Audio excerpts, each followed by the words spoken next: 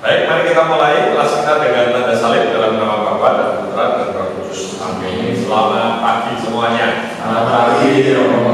Selamat datang di kelas kita, kelas surat-surat Paulus dan teologinya. Kita akan mulai dengan RPS, rencana pembelajaran kita, agar kita tahu kuliah kita ini akan bicara apa selama satu semester. Mari kita lihat bersama-sama. Capaian pembelajaran, kalau kalian membuka LMS-mu, kalian bisa membuka di bagian RPS yang sudah saya upload di bagian RPS kita. Selama satu semester ini, apa yang diharapkan dicapai oleh mahasiswa yang mengikuti kuliah surat-surat Paulus adalah yang pertama, mampu menggali pengetahuan dari surat-surat Paulus tentang identitas dan karya Paulus.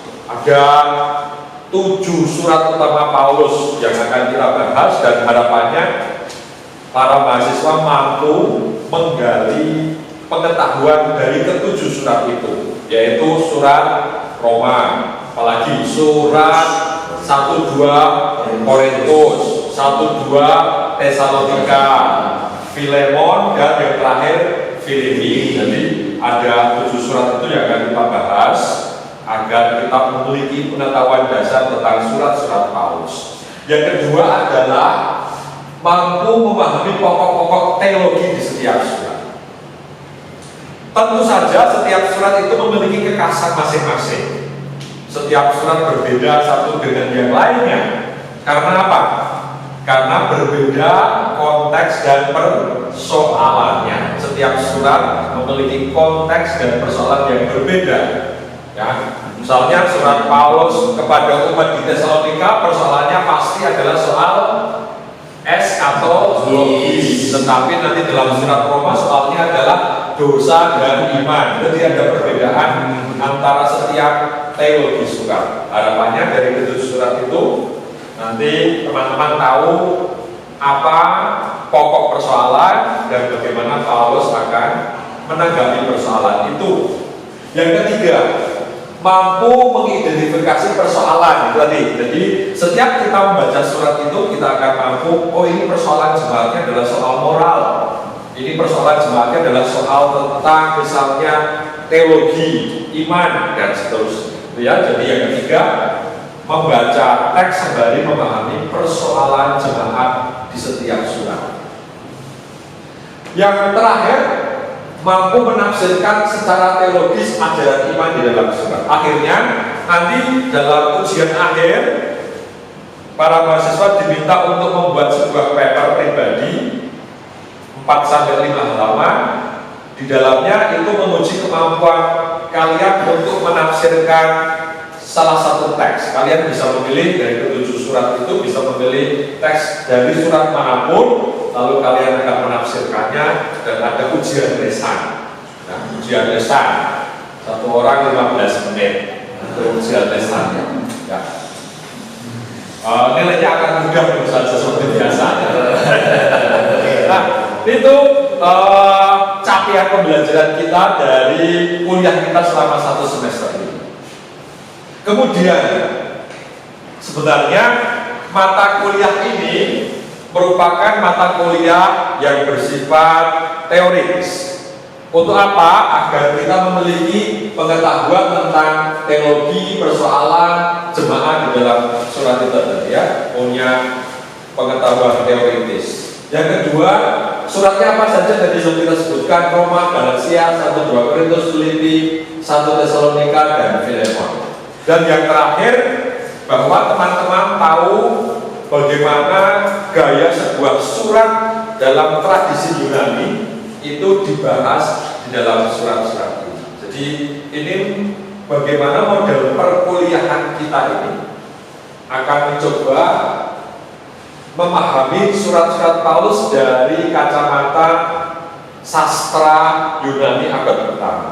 Kalau kalian menulis surat sekarang, kan kalian nggak pernah menulis surat, paling kepada menulis email kepada Romo Gale, langsung pertanyaannya, apakah kita hari ini ada kuliah? Romo kan begitu, kamu langsungan. Nah, kalau surat Paulus tidak, kepada, dari, salam, itu kan lain, gaya menulisnya lain. dengan kita yang sekarang hanya pakai chat gitu ya, sangat berbeda sekali dengan surat Paulus yang sangat terstruktur dan tersistematisasi. Sangat berbeda dengan cara kita sekarang menulis surat, bahkan kalau menyingkat-nyingkat surat ya, disingkat-singkat surat. Berikutnya, buku wajib yang kita pakai berbahasa Indonesia yang pertama bukunya Romo Eko Riyadi. Saya meminta kalian mencari buku ini, bisa meminjam milik kakak kelas kalian yang sudah tidak dipakai, pakailah itu. Di perpustakaan kita ada banyak buku ini, kemarin saya cek masih ada 8 buku, silakan bisa dipakai. Atau kalau tidak ya meminjam punya teman yang lain. Yang kedua juga ada satu berbahasa Inggris, The Letter of St. Paul Introduction. Ini juga ada disediakan di universitas kita. Kalian bisa mendownload dari fakultas. Nah, 2 buku ini akan kita pakai sebagai buku wajib mahasiswa. Jadi kalau tidak punya uang untuk beli buku, pinjam saja di perpustakaan, ada di sana. Model perkuliahan kita, nah teman-teman, kita akan memiliki 3 jam pelajaran. Jam pertama nanti akan ada kelompok presentasi selama 45 menit. Apa yang dipresentasikan adalah persoalan jemaatnya apa, kemudian tanggapan Paulus bagaimana, dan nasihatnya. Ini yang dipresentasikan dalam oleh kelompok.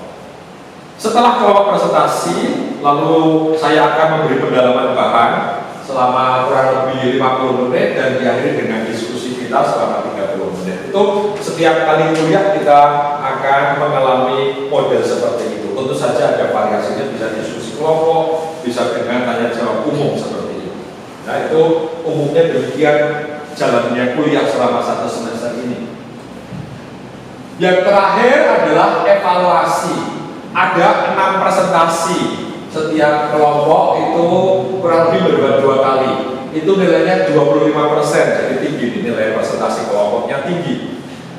Paper pribadi itu 2 halaman, 10%. Ujian tengah semester tertulis 25%. Paper kelompok 3 halaman itu 10%, dan ujian akhir semester itu 30%, karena kamu menulis paper sembari habis itu ada ujian lesan. Itu RPS perkuliahan kita selama 1 semester ini. Ada pertanyaan kalian sini? Saya mau bertanya. Boleh, silakan. Suaranya yang keras biar bisa terdengar. Oke Romo, terkait dengan presentasi kelompok ini, apakah kita memilih sendiri surat mana yang akan dipresentasikan atau sudah dibagi oleh Romo? Tentu saja kalian akan dibagi 3 kelompok. Jadi kan ada 6 kali presentasi, berarti setiap kelompok 2 kali presentasi. Coba 2 kali presentasi. Pembagiannya terserah, tetapi kita akan mengurutkan sesuai dengan surat Paulus yang paling tua. Mana surat Paulus yang paling tua? Yaitu Tesalonika. Berarti Tesalonika dulu. Jadi kita mengurutkan. Kalau kita membaca kitab suci, saya pinjam sebentar kitab sucinya. Kalau kita membaca kitab suci, surat-surat Paulus dalam kitab ini diurutkan berdasarkan apa? Tahunnya atau apanya juga? Surat Paulus mulai di sini kan, kalau kamu lihat setelah kisah para rasul, lalu mulai setelah itu lalu langsung ke Roma, 1-2 Korintus, Galatia, Efesus, Filipi, Tesalonika. Ini urutannya berdasarkan tuanya surat atau berdasarkan apanya? Berdasarkan panjang pendeknya surat, bukan berdasarkan tuanya surat. Yang paling tua padahal 1-2 Tesalonika, tapi karena itu pendek ditaruh di belakang.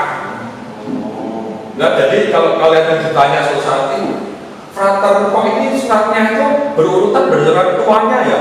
Bukan, ini berdasarkan panjang pendeknya surat. Semakin suratnya panjang ditaruh di depan, semakin pendek di belakang. Tetapi menurut tuanya 1-2 Tesalonika itu yang paling tua, tahun 50. Nah, itu nanti yang pertama.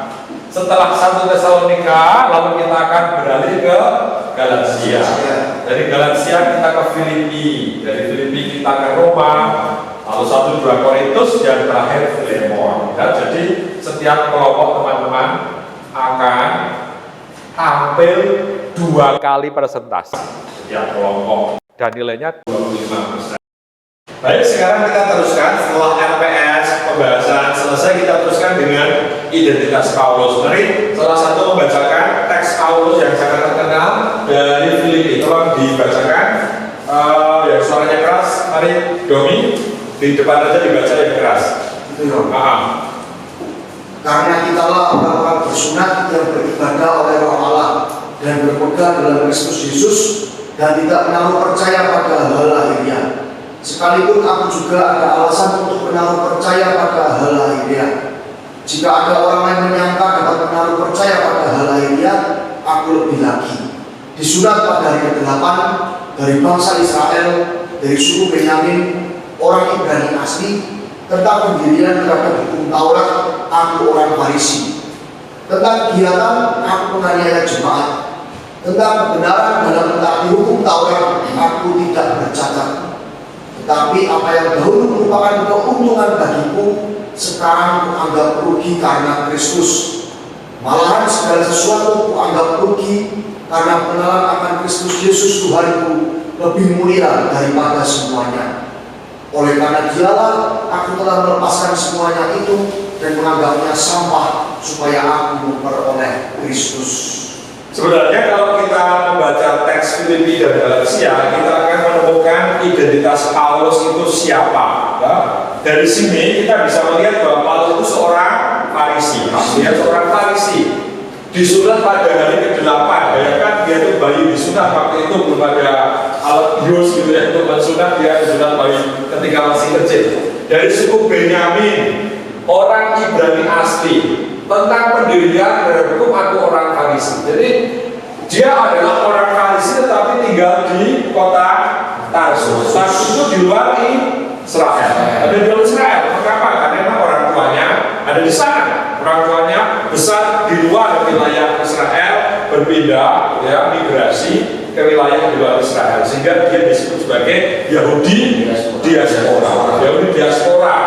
Seperti misalnya Hari, gitu ya. Hari itu pindah dari Jakarta pindah ke Boro, gitu kan. Lalu tetap di Boro lama, lalu ini orang diaspora Jakarta, gitu ya. Misalnya, gitu ya.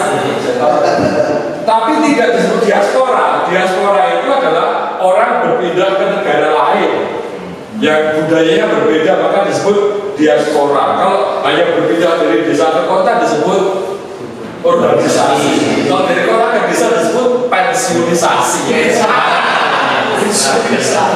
Kalau pensiun kan biasanya pulang ke desa. Ya. Nah, Paulus adalah seorang Yahudi diaspora. Dia juga warga negara Roma. Warga negara Roma dia ini. Ternyata orang yang tinggal di wilayah Tarsus ini mendapat 2 kewarganegaraan. Warga negara Roma sekaligus orang Yahudi. Karena dia warga negara Roma, maka Paulus tidak mungkin dihukum mati di salib. Tidak mungkin. Karena pada abad pertama hanya budak yang dihukum disalib, dihukum salib, sedangkan Paulus tidak, maka dia mati di penggal kepalanya. Dia bisa mengajukan banding kepada kaisar bahwa aku naik banding kepada kaisar, maka ketika dia ditangkap di Yerusalem, dia dipindah ke Roma, karena dia seorang Romawi, dan dia punya mengajukan banding di sana. Oleh karena itu, dia juga seorang penganut Farisi yang ketat, orang Farisi yang sangat ketat, sangat tahu ajaran hukum-hukum Taurat, dia sangat tahu persis.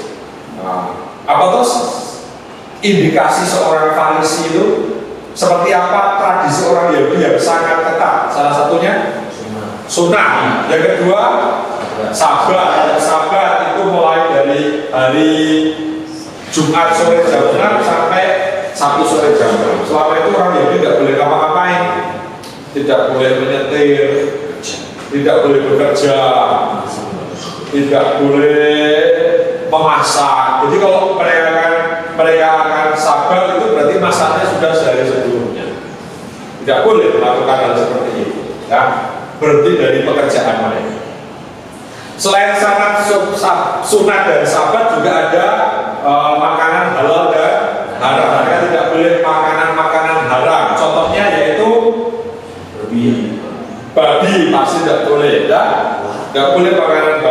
Kemudian apa lagi? Makanan dari binatang yang kukunya belah. Contohnya kuda, unta, kancil. Kalau saya udah pernah lihat kancil. Apalagi ya Pak, semua binatang yang berkuku belah. Juga seafood, makanan seafood tidak boleh mereka.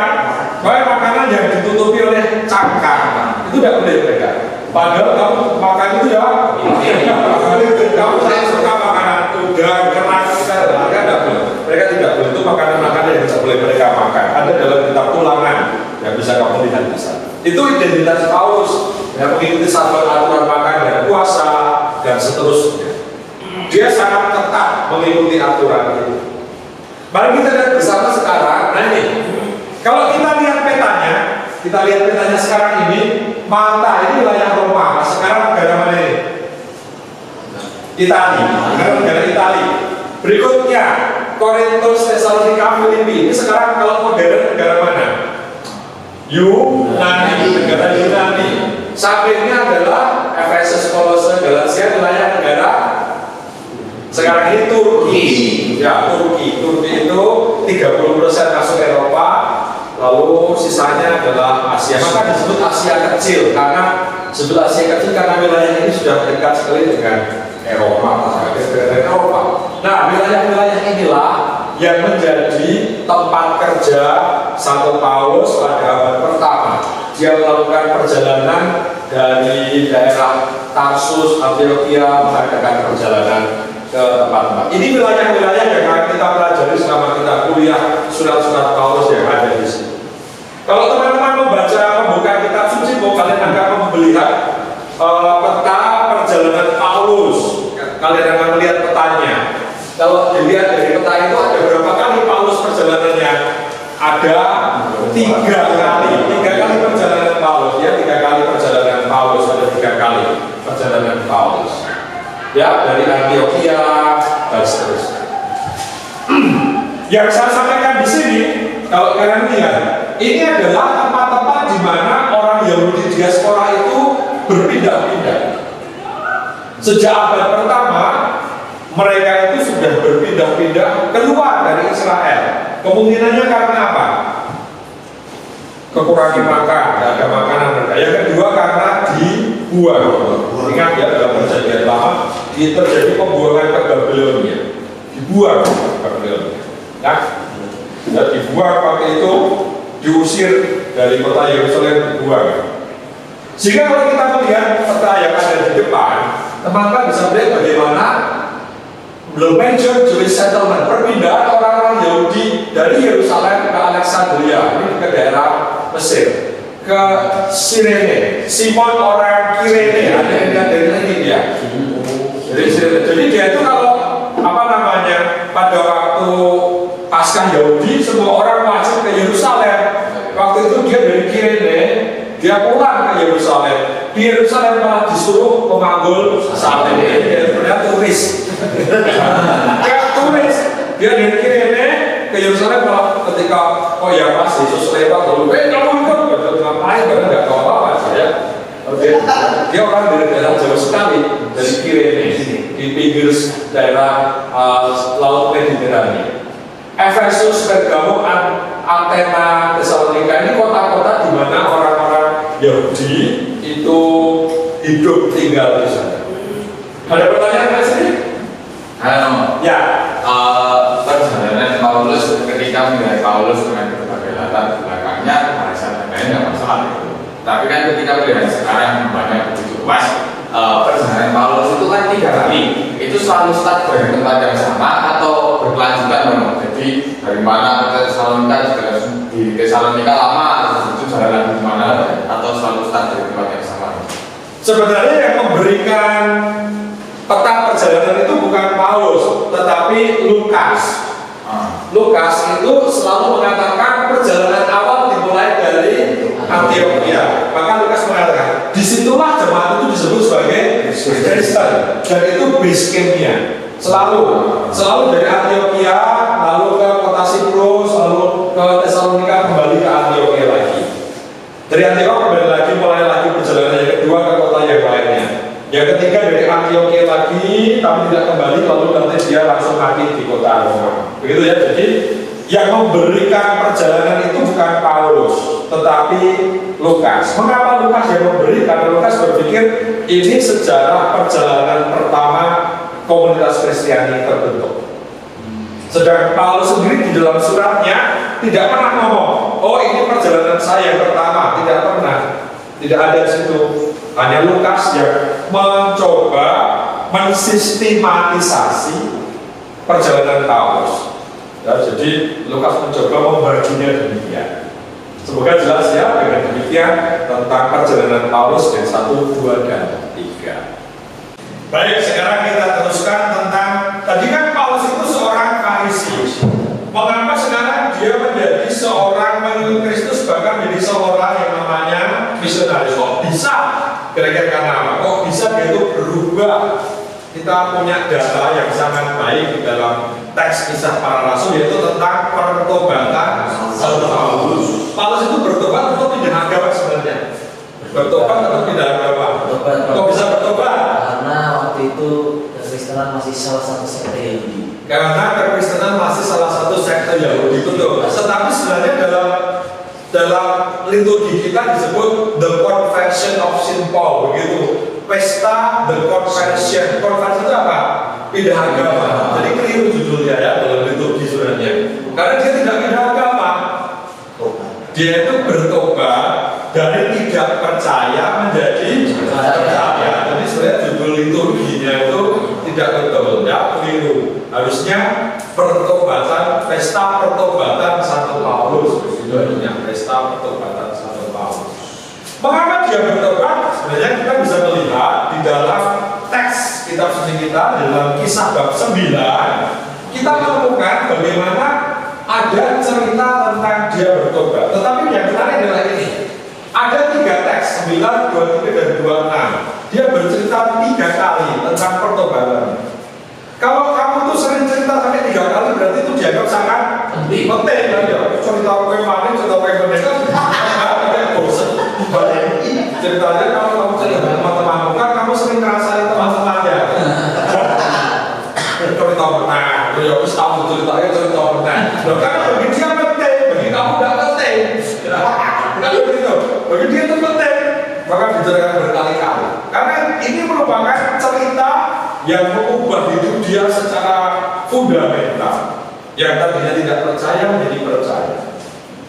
Apa itu? Bahwa dia dalam perjalanan mengejar orang-orang Kristen di daerah Damaskus, sekarang ini Syria, dia ditampaki oleh Yesus. Meskipun sebenarnya tidak ada penampakan fisiknya, hanya suaranya. Apa yang membuat Paulus itu menganiaya orang-orang Kristen? Apa? Karena dia berpikir tidak mungkin ada seorang Mesias itu yang disalib. Tidak mungkin. Jika dia berpikir kalau orang-orang Kristen percaya kepada Yesus sebagai Mesias, berarti mereka itu salah jalan atau ajarannya sesat, sehingga mereka harus ditangkap. Tidak mungkin. Karena dalam kitab Ulangan ditulis adalah terkutuklah yang digantung di kayu salib. Maka bagi Paulus itu berarti sesat, mereka harus ditangkap. Nah, ketika dia berjalan itu, dia merasakan bagaimana Yesus itu hadir di dalam cahaya yang mengatakan, Saulus, Saulus, mengapa engkau menganiaya aku? Ya, dia menyamakan dirinya, Yesus itu menyamakan dirinya dengan jemaat yang dianiaya oleh Saulus. Lalu Saulus berpikir, loh ini kalau ada orang yang tadinya mati menjadi hidup lagi, yang tadinya itu dikutuk menjadi dibenarkan atau diberkati. Lalu dia berpikir, oh berarti ini memang Mesias, karena dia yang tadinya dikutuk itu ternyata bangkit lagi. Belum pernah ada cerita orang mati bangkit lagi. Ada cerita Yesus inilah yang membuat Paulus sadar, berarti dia ini Mesias sungguh-sungguh. Dan itulah yang membuat dia berubah hidupnya secara total. Yang membuat dia cerita 3 kali di dalam Kisah Para Rasul bagaimana dia ditampaki oleh Mesias. Itu bahkan menjadi fundament. Orang yang tadinya tidak percaya lalu menjadi penganiaya, menjadi percaya, dan akhirnya menjadi seorang pewarta kepada jemaat. Teman-teman semuanya, ini bagian akhir dari kelas kita hari ini. Kita akan meneruskan minggu depan. Saya minta kalian membuka LMS. Di sana ada diktat saya. Kalian akan membaca identitas Paulus. Tolong dibaca 11 halaman. Untuk minggu depan, kita akan membahas identitas Paulus secara lebih mendalam. Begitu? Jelas ya?